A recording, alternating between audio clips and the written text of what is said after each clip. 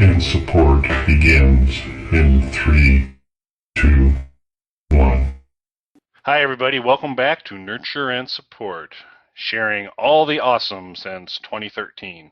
This is Kelly Toole at KELLYTHUL on Twitter. And because you have yet to offer me a better bridge to introduce Mel, I must say, with me as always, Mel.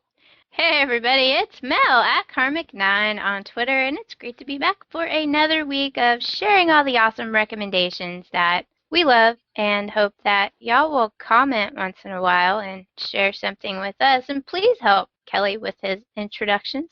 That would be awesome, of all of you. Yes, please, someone. That's a plea for help. Oh, goodness. Yeah, so I don't know how to feel about my recommendation this week. I'm conflicted in many ways. So if you've ever, had a really bad day, you're just kind of down, and you're looking for something to kind of pick you up and lift your spirits, the recommendation I'm going to give today is not for you. This is not the one this is probably one when you're in a strong emotional state and can withstand that being drawn down upon a little bit, because it's a lot to take in. It's bleak, but it's kind of interesting. So with that glowing introduction, I'll go ahead and get started. That I am recommending a movie, and shockingly enough, I'm recommending a movie that was released last year. So it's like a somewhat current recommendation. Oh my. Released in 2013, and it is called Escape from Tomorrow. It's available on Netflix. I'm certain it's available on Amazon Prime. It came across it because, and I think it may have made its way in past podcasts a little bit. Myself and my family are pretty big fans of Disney World. So the whole Disney thing, we like to make it down to the parks with some regularity. So I came across this thing where the little poster for the movie is a Mickey hand with blood dripping off of it, and Awesome. Escape from Tomorrow written in the Disney font. And I was like, well, what's this about? So I started looking into it a little bit more, and it's fascinating. It's shot in black and white. It was actually filmed. So Disney's notorious for really trying to protect their intellectual property rights. But this is called kind of the pinnacle of guerrilla filmmaking, because they shot almost all the footage is actually shot from the park, and they used basically higher end Canon cameras so that they looked like tourists just taking pictures and filming their family. But they were actually filming this movie in mostly Disney World. There's actually a couple little sections in Disneyland, but I am very familiar with the topography of Disney World and this is clearly Disneyland, on a number of different rides, walking through the park, and really good high quality black and white footage. And they did black and white, I think, somewhat because they had to kind of sneak in little segments whenever they could to film this, and so some of the thing around the lighting and the position of the sun, that had they gone color, it would have been even harder to have a fairly seamless, as they spliced all the different scenes together. Mm-hmm. The actors would actually rehearse the scenes in hotel rooms over and over again to say, okay, so when we get in the park, this is what we're going to do. They passed the scripts around on their iPhones so that they could kind of read these things, and they would ride, like, there's a segment on the Small World ride, and they must have wrote it like 20 times in a row to get all the different things that they needed to get for that scene. Wow. So just the concept of how they made this, and then the big thing was Disney going to sue them? Or tell them to say, hey, you can't do that, because they're pretty aggressive about that kind of stuff. Their website, and we'll include a link to the website in the podcast, the blog post for the podcast. Their website has a counter on it that says it's been this many months, this many days, and this many hours since we have not been sued by Disney. So they basically started a countdown when they released the movie, waiting for the lawsuit. But basically, Disney, I believe, has kind of taken the position it gets into some very interesting things about fair use and what could be considered, because Disney lets people post their vacation stuff up all the time.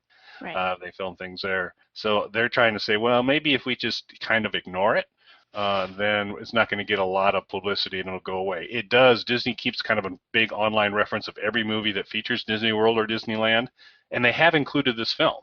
So they're at least acknowledging it's out there. So the concept of how it was filmed is fascinating.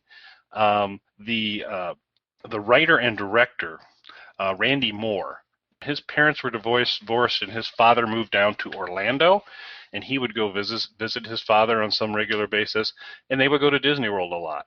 And the interview I read, he said, and as you can tell by the movie, I have a lot of father issues to work out with, set in the context of this. So there was something kind of going on with him, and so what he's really created here is it's a dark comedy horror movie set in Disney World. Some super creepy images from time to time. And there's some very interesting twists and turns. I don't want to really go into much detail because it'd spoil the experience, I think, if you don't kind of let it kind of play out. But the tagline of the movie is "Bad things happen everywhere," and that indeed is the case here. And so it is so for the first 2/3 of the movie, I can at least kind of set up initially that the movie starts out, they're in the Contemporary Hotel in Disney World, and the guy's on the balcony of the Contemporary Hotel talking on his cell phone, and he's getting fired from his job by his boss. They're on the last day of their family vacation, and the boss is like, sorry, you're fired, but hey, be sure to ride Soaring, it's awesome. And so that's where it starts off. And it's a husband, wife, and 2 young children. And the kids are the little boy locks the dad out on the porch or on the patio there, and so the kids are a little bit of a handful. They're younger kids that age, not too shocking in terms of that. There's not a lot of affection between the husband and wife. They're kind of bickering all the time. And then these 2 young French girls are heading into the park and pass them very early in this very first scene, and he kind of becomes very interested in them and kind of following them around the park a little bit.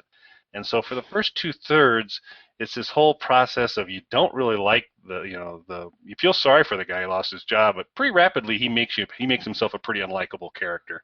In terms of, so are you paying attention to your kids? And so he's, the kid puts them on rides that the girls are going on so he can keep following them and all these types of things.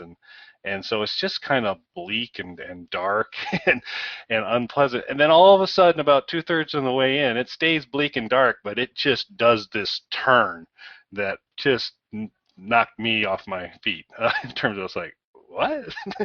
And then it kind of continues on and goes on. But so it's not an uplifting movie. I found it fascinating. I think it was very interesting filmmaking.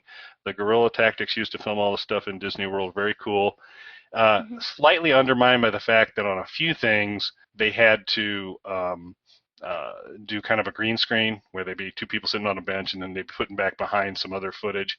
And it's pretty evident when they drop into a couple of the green screen segments when the 2 people are sitting on a bench, and compared to the rest of most of the stuff they shot in the park is very, very good quality. So a little bit of clunkiness on some of the green screen stuff. I thought all the actors were really, really solid. The storyline was fascinating. So it's an interesting thing. It's definitely one that kind of, wherever you're at kind of emotionally, if you're kind of saying, I need up and not down, this is probably not the movie for you at that time. But when you're feeling like, yeah, I can weather something a little bit right now, it's worth it, because it is. I found it to be really fascinating. It's about an hour and a half, or it's 90 minutes long, so it's not a huge investment.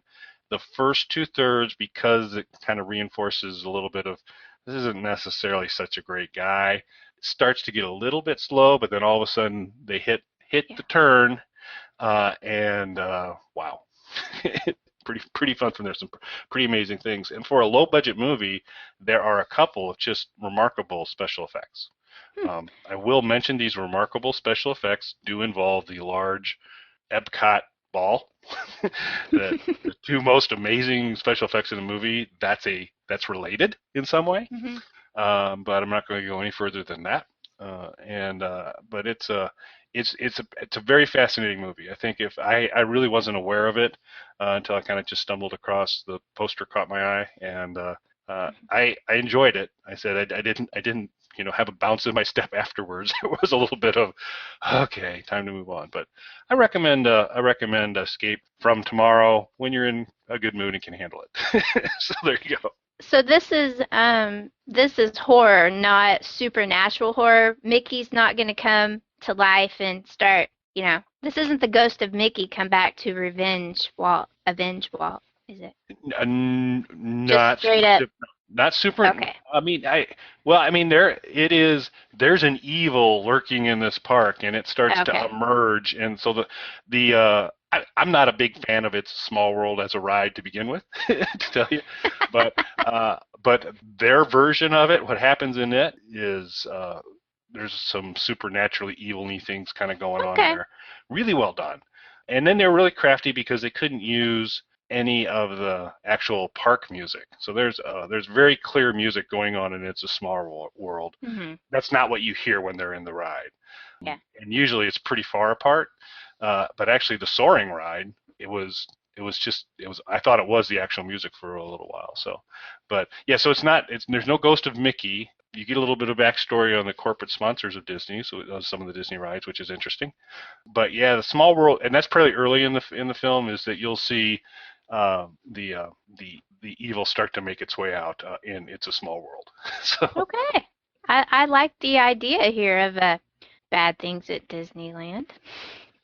Yeah, well, it was, I read some of the reviews and stuff, and it was like, well, the Disney haters must really love this movie, and I'm about as far from that as you can get. I still found it fascinating. I mean, it was definitely, they were showing Disney World in a light that is not consistent with their brand in terms of some things there.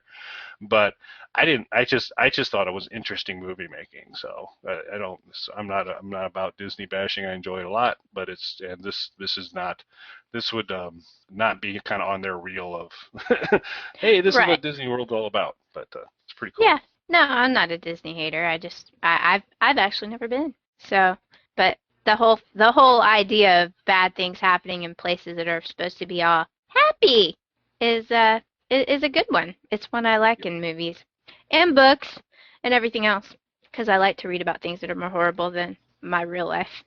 So, well, this one will do it. This will achieve that. I believe this will achieve that. I do ask that you keep in mind that this is since you've not been, it is different than as depicted. What they show you. Like, why would Kelly want to go there? The Small World ride, as much as I dislike it, is not the version. It is the actual Small World ride, but then they start doing some pretty cool effects. Which actually may improve that ride. I don't know, but it's worth a look. It's pretty fun. Cool. I'll check it out. I think I heard something about that last year.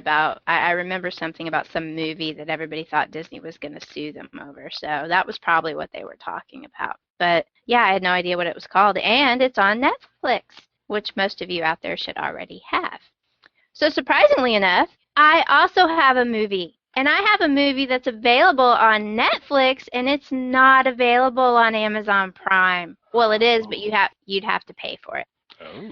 It's also a relatively old movie, and I would hope that all of you out there have seen this movie, but it may have slipped past a few of you. And let me give you a little backstory of what reminded me of this movie, because I haven't watched it in years and years. But recently, the Sci-Fi Channel started a new show called Dominion, which is based off the movie Legion, which is basically about some angels that have gone bad and want to destroy humanity. So this led me along the first instance of bad angels that I ever remember coming across, and it is the most wonderful movie from 1995 called The Prophecy with Christopher Walken. You've seen this, haven't you, Kelly? I have not. You have not seen The Prophecy. Oh my gosh. I have not seen The Prophecy. This is like I was outed that I hadn't ever seen Big Trouble in Little China. I corrected that, but I've not seen this one either. Oh, okay. Well, the prophecy, like a lot of these angels, bad angel movies, is Christopher Walken plays the Archangel Gabriel, and he has started a second war in heaven, long, long, long time ago that's been raging all of these years. And he essentially hates humans who he likes to call talking monkeys, which actually all of the angels, even kind of the good ones, call us talking monkeys. So they don't really like us very much.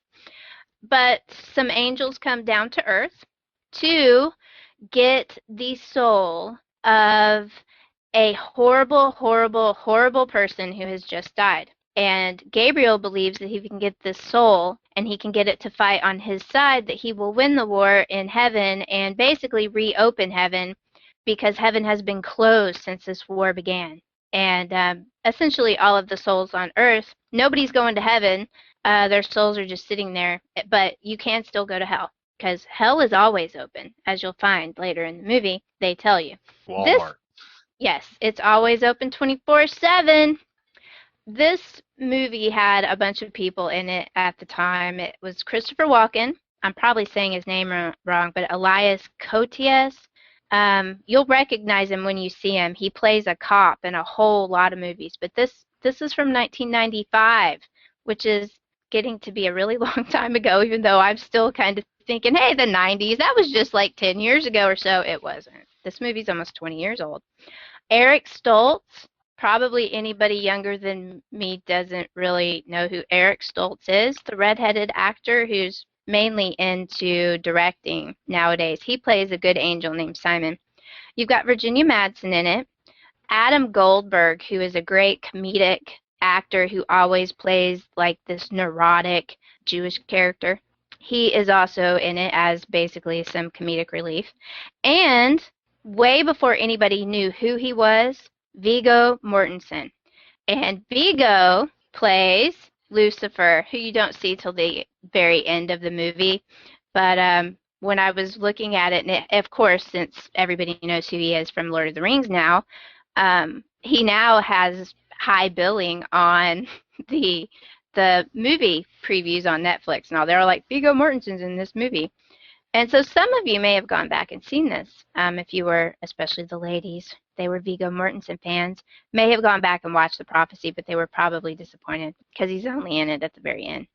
But essentially, Simon, the Eric Stoltz angel, hides the soul, and Gabriel is tearing through this small town in Arizona looking for it. He hides this horrible, horrible, evil colonel's soul in this little girl. And Christopher Walken is amazing, and he always plays these amazing, crazy, evil characters so well. And this was way back. It was after Pulp Fiction. This movie did come out after Pulp Fiction, so he was getting known and all back then. But this is 20 years ago, so he was much younger. But it's just a great movie about bad angels coming to Earth, and Christopher Walken steals the show with his trademark horror comedy that no one else can quite pull off like him. He is hilarious in this movie, though, in a creepy, scary way. You don't ever want to meet Christopher Walken in a dark place, ever. One of the things I really liked about this was the way that they depicted the angels as being quite raptor-like. They would perch on like the edges of things and squat there like a bird, and they sniffed, and like they could smell where people were, and he could smell people that were going to die, which is who Adam Goldberg played. He's basically the angel Gabriel's zombie sidekick. And because Christopher Walken is awesome, but he can't drive. So he has to have somebody to drive him around. And so he has a habit of going and trapping people who have just died. And he keeps them around as his little lackeys as they slowly decompose because they're dead. And Adam Goldberg plays a great little zombie who does not respect Gabriel in the slightest. He's just doing what he says because eventually Gabriel tells him he's going to let him die for real. But, that never really happens. So at the very end, you get to meet Viggo Mortensen, who plays a very interesting Lucifer. and of course has a deal to make with everyone trying to save this soul from Gabriel so he won't win the war in heaven, because of course Lucifer's gig in it is that he already has a hell. And if Gabriel wins this war and reopens heaven, he'll just make it another hell. And there's not enough room for two hells. Two hells is one hell too many, as he says. So it's just great. I love it. It's dark and funny and has bad angels in it, which is something I always like. But the genius here, and I have to admit that I did not even know that there were 5 movies in the Prophecy series. Christopher Walken is in the first one, the second one, and the third one, but they have 2 more that I had never even heard of, and they're all available on Netflix. So everybody needs to run out and watch The Prophecy. And if you think that's pretty good, then you can go on and watch the rest of them. I recall, I need to watch it again, but I think Prophecy 2 was pretty good, and I think after that they, of course, probably, I think number 3 was not very good, and I haven't seen the 4th or the 5th one. But Prophecy 1 and Prophecy 2 are well worth the watch, and Christopher Walken, everybody needs to see this, and I can't believe you haven't seen it, Kelly. I will correct that. Yeah. So it sounds like our recommendations could work well together today, because they could watch yours and kind of leave feeling a little bit, up, and then they could watch mine. And so they'll net out even. I think our listeners will come, whatever emotional state they enter, they'll leave, and it'll just be a little bit of a journey up and down. But they're both, sounds like both the kind of dark movies, and there's humor in mine. Not Christopher Walken bad guy humor, but it's still pretty good. But yeah, he's an amazing guy. It's just, and it's interesting sometimes the choices he makes. So like I could never wrap my head around why he did Balls of Fury, the ping pong martial arts movie, but him being in it made me watch it, and Right. I enjoyed him in it. I enjoy him in anything he does. He's really amazing. Yeah, he always plays this wonderful, awesome character, and I don't know if that says something about me bad, that I always enjoy his evil, snarky, stab you kind of characters. He's just so quirky and awesome, and you really need to watch The Prophecy. Even though it's old, it's not the best looking movie on Netflix, because they have not bothered to even try to remaster The Prophecy, I don't think. I did see that some Blu-rays were out there, but when I read the reviews of it, they're like, it hasn't been remastered. They've just stuck it on a Blu-ray disc. So it doesn't look, it's not the best looking HD movie out there. It's not in HD. It was filmed in 1995, folks. So don't expect it to look like even The Matrix, which is old now. But it's good. It's good. It's good enough that you can get the gist of it, and it's really funny for me to go back and watch, especially some of these older ones, and see the clothes that they're wearing. It's just their pants are so high-waisted back in this movie that it was painful to watch. You're like going, that looks painful. But anyway, Bad Angels, Christopher Walken. You'll enjoy it. Definitely. So go check it out on Netflix. And if any of you have seen the 4th and 5th movies in that series, let me know what you thought of them, because I haven't seen them at all. So need to see if I need to spend time to rectify that. Cool. Alrighty. Well, I think we can move on to our social media recommendations then for the week. I think we can. My recommendation this week is Kurt Vanderraa, and that's at Kurt, Kurtvan, Kurt Van, at Kurt Van on Twitter. Kurt and I have been following each other on Twitter a fairly long time. We met through, we don't work for the same company, but we met through our work. And he's a funny guy. So I know I've established sports and Mel are not a great combination, but Kurt is a Green Bay Packer fan, and I am a Chicago Bear fan. And these would be the Hatfields and the McCoys, the Montagues and the Capulets, or whatever. Okay, those references I understand. Yeah, the Montagues and so the Packer fans are like the Capulets without teeth. is kind of my view. They eat a lot of cheese and they're stupid. And then the Bear fans are just really smart. So we've always had that kind of fun back and forth on Bears Packers stuff. But he's just a funny guy, and the reason I wanted to kind of recommend him is that we have followed each other a fairly long time, and there's a lot of these services and capabilities now that are kind of going back into your timeline and saying, hey, this is a throwback to 2 years ago or 3 years ago. This was a tweet, and Kurt unearthed, and I believe it was yesterday. He goes, oh, I remember this, and his timeline had blown up about 3 years ago on that day when a certain individual, that would be me, was notified by Sci-Fi that I had won the actual prop Piranaconda egg from Piranaconda. Yes, I remember the burning jealousy I felt that day. Yes, it was a special day. It was just like, and so I was very excited, and so Kurt had recycled that tweet around that, and he was just saying, so how do you celebrate this anniversary? I hope it's not with an omelet or something like that. And I just replied back that no, I do ask everybody pause and reflect on the fact that I got the Piranaconda egg.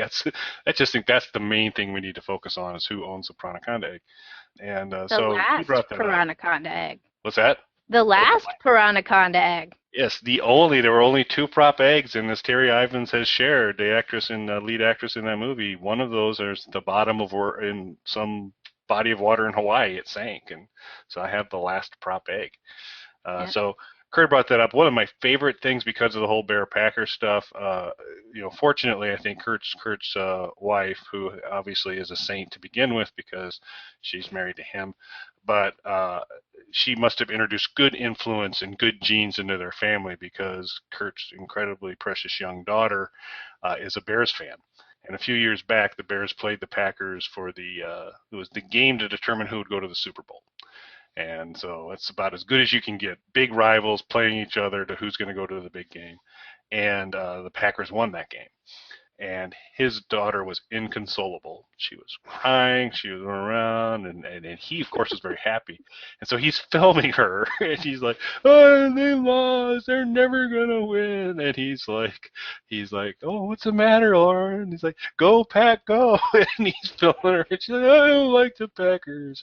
And he goes, "Oh, don't worry. Maybe the Bears will win next year." "No, they won't." "Oh, yeah, you're probably right." It was just a cute.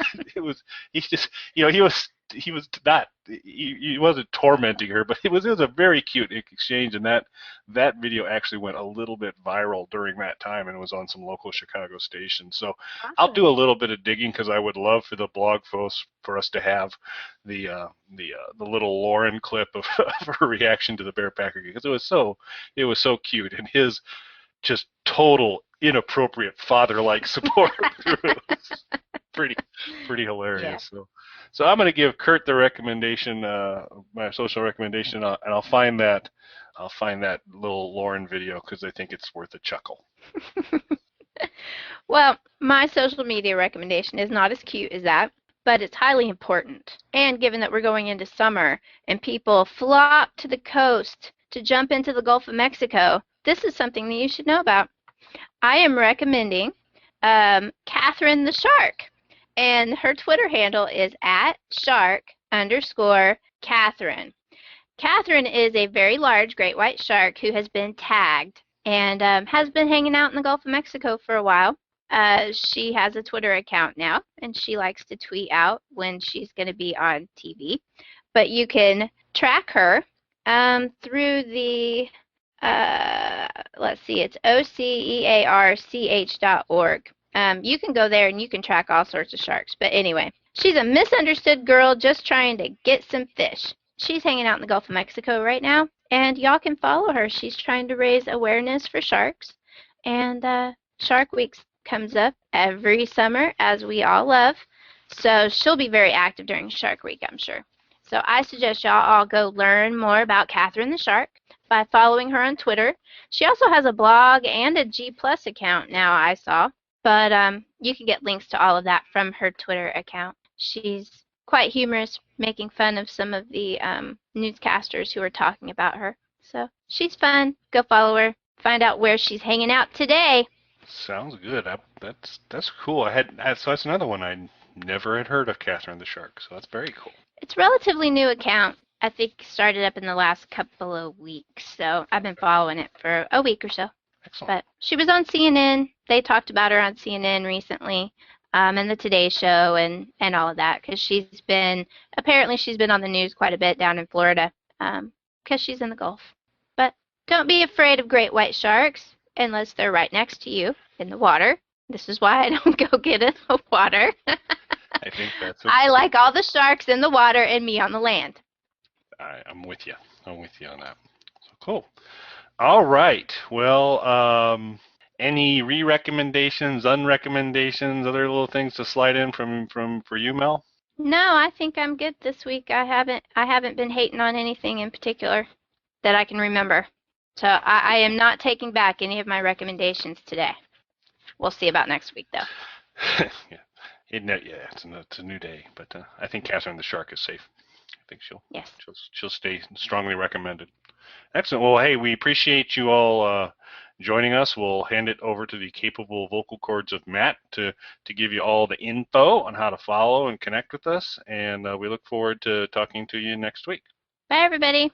You can contact us on our website, nurtureandsupport.net, or email us at nurtandsupp@gmail.com. That's NURTANDSUPP@gmail.com. Or tweet us at nurtandsupp on Twitter. Nurturing and supporting Terminated.